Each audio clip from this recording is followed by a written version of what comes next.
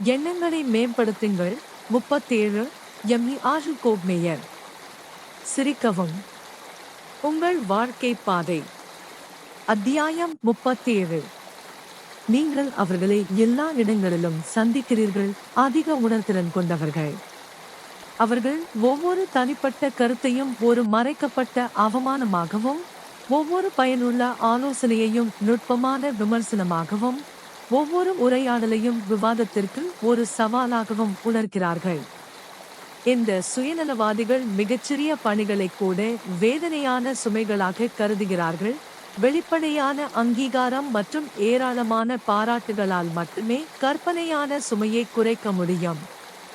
வழக்கமான செயல்பாடுகள் மிகைப்படுத்தப்பட்ட திட்டங்களாக மாறுகின்றன.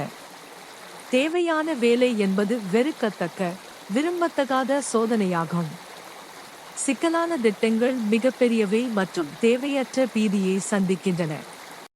அதிக உணர்திறன் உடையவர்கள், அவர்களின் மென்மையான உணர்வுகள் தொடர்ந்து புண்படுத்தப்படுகின்றன, மேலும் அவர்கள் கசப்பான கிண்டல், நியாயமற்ற விரோதம் அல்லது வேதனையான மௌனத்துடன் பதிலளிக்கின்றனர். முட்டைகளின் மீது நடப்பது என்ற பொருத்தமான பழங்கால பழமொழியால் சிறப்பாக விவரிக்கப்படும் கேள்விக்குரிய கவனத்தையும் மரியாதையையும் அவர்களுக்கு பெறுகிறார்கள்.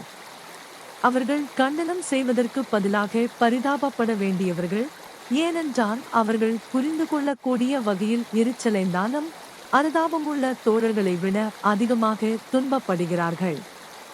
அதிக உணர்திறன் உள்ளவர்கள், அவர்கள் ஏன் இவ்வளவு மகிழ்ச்சியின்மையை அனுபவிக்க வேண்டும்?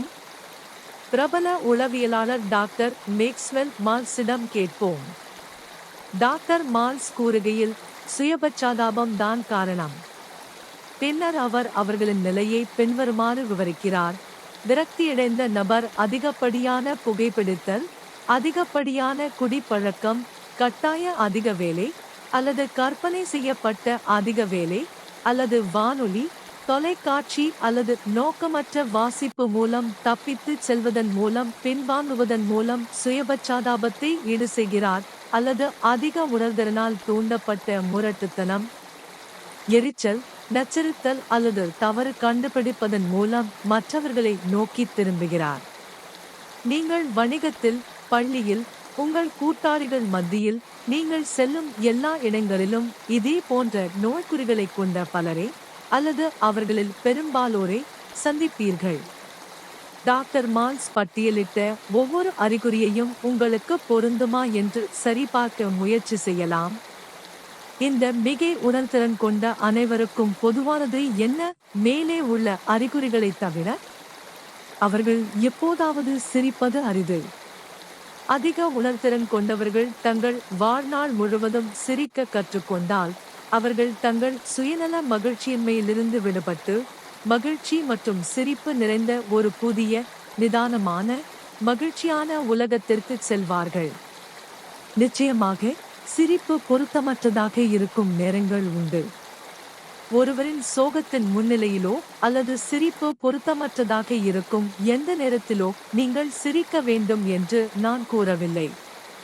ஆனால் தவிர்க்க முடியாதது என்றாலும் அத்தகைய நேரங்கள் விகிதாசார அளவில் குறைவாக இருப்பதை நீங்கள் காண்பீர்கள். ஹோ ஹோ ஹோ என்று சாண்டா கிளாஸுடன் வாழ்க்கையில் நீங்கள் பூரித்து போக வேண்டும் என்று நான் பரிந்துரைக்கவில்லை. அமைதியான சிரிப்பை நான் பரிந்துரைக்கிறேன். உங்களைப் பற்றியும், உங்கள் பிரச்சனைகள் மற்றும் சிரமங்கள், சூழ்நிலைகள் மற்றும் அவற்றை ஏற்படுத்தும் மக்கள், குறிப்பாக வாழ்க்கையை பற்றியும் ஒரு வேடிக்கையான அணுகுமுறையை எடுத்துக் கொள்ளுங்கள். சிரிக்கவும். மேலும் மனதாரவும் வெளிப்படையாகவும் சிரிப்பது பொருத்தமற்றதாக இருந்தால் அமைதியாக சிரிக்கவும். ஆனால் சிரிக்கவும். சிரிப்பின் நிதானமான அணுகுமுறைதான் நீங்கள் எழுப்பும் சத்தத்தின் அளவு அல்ல, உங்கள் அன்றாட அனுபவங்களுக்கு உங்கள் பதிலை தீர்மானிக்கிறது. அமைதியான சிரிப்பு என்றால் என்ன?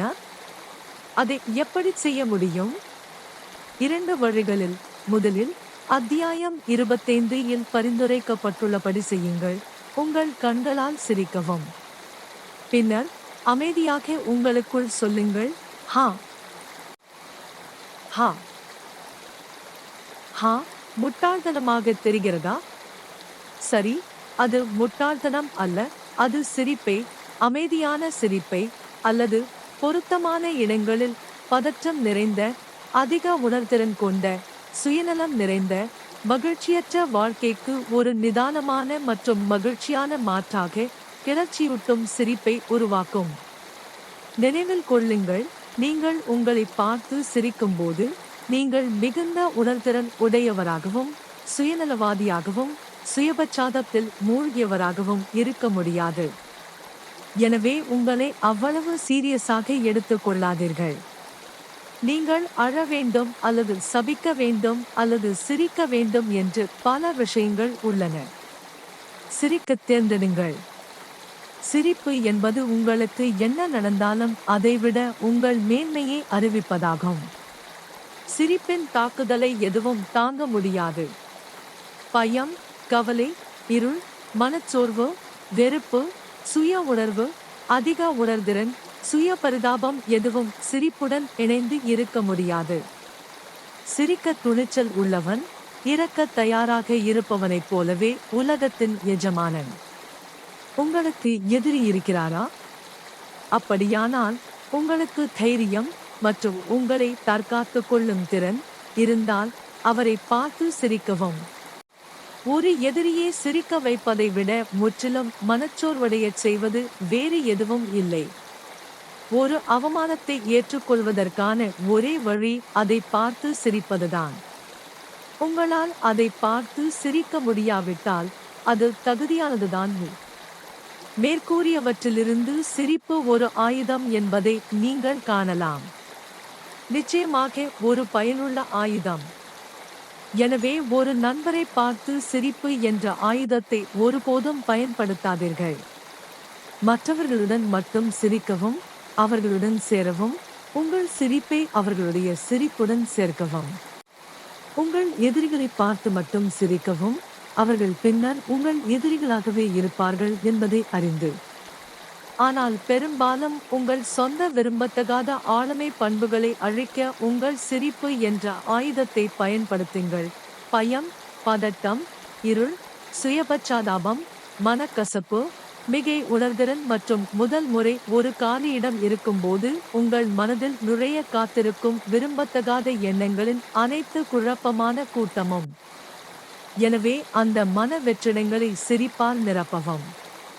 உங்கள் மனம் மகிழ்ச்சியான, நேர்மறையான, படைப்பு எண்ணங்களால் ஆக்கிரமிக்கப்படாத போதெல்லாம் அதை அமைதியான சிரிப்பால் நிரப்பவும். உங்கள் கண்களால் மற்றும் பொருத்தமான நேரத்தில் உங்கள் முழு முகத்தாலும் புன்னகைத்து அமைதியாக உங்களை நீங்களே மீண்டும் மீண்டும் சொல்லுங்கள். ஹா ஹா ஹா.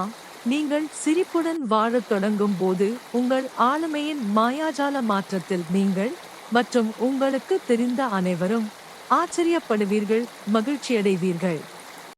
உண்மையில் அது மாயாஜாலமாக இருக்காது. சிரிப்பின் மகிழ்ச்சிகரமான பேரழிவு சக்தியை பயன்படுத்த நீங்கள் கற்றுக்கொண்டீர்கள்.